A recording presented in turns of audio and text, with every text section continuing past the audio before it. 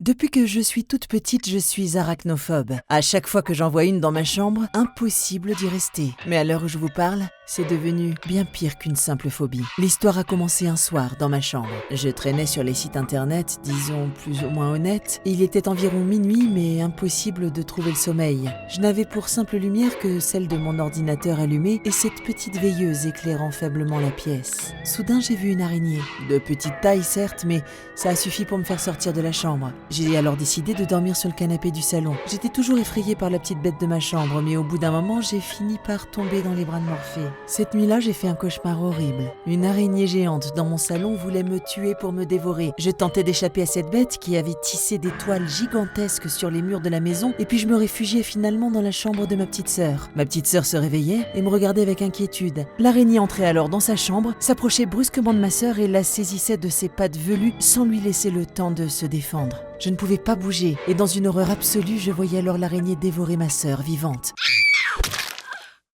Je me suis réveillée en sursaut et en sueur. J'éprouvais un sentiment de soulagement. Vous savez, celui qu'on ressent quand on réalise qu'on sort d'un cauchemar. Mais ce réconfort fut de courte durée et une autre vague d'effroi me percuta. L'obscurité et ma vision encore trouble m'avaient empêché de voir que le salon était rempli de toiles d'araignées gigantesques. Une pensée atroce traversa alors mon esprit. Je me précipitai vers la chambre de ma petite sœur, et là, je contemplais une vision traumatisante. Le sol, les murs, les meubles et le lit étaient recouverts eux aussi de toiles d'araignées. Et surtout, ils étaient abondamment maculés de sang.